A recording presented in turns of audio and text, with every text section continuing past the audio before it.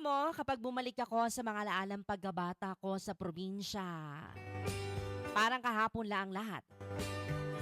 Yung simpleng buhay, yung bang mga bagay dati, Madi, na hindi mo pinapansin pero ngayon, namimiss mo na.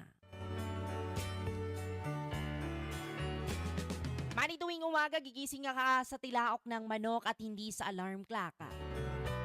Tapos paglabas pa ng bahay mo ay mararamdaman mo agad ang labig ng simoy ng hangin at amoy na amoy mo ang halimuyak ng mga bulaklak at damo na basa dahil sa hamog. Yung tipong hindi mo na kailangan magmadali.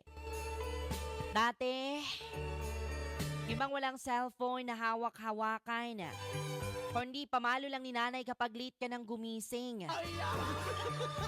Tapos, didiretso ka na lang sa taniman o kaya sa bukid. Hindi pong mag-harvest ka na lang ng prutas o gulay, mga kaibigan. Laging may mga alagang kambing o mga hayop at iba't ibang hayop pa yan. Kaya bago pa man makakain sa agahan ay kailangan mo munang unahin na pakainin ang mga alagang hayop na manok at baboy. Mga Madi, ang saya ng laro namin noon. Simple lang pero sobrang saya.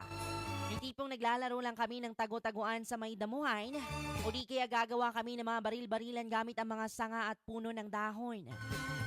Di na kailangan ng gadgets noon, mga kaibigan, kasi sapat na ang kalikasan para mag-enjoy ka.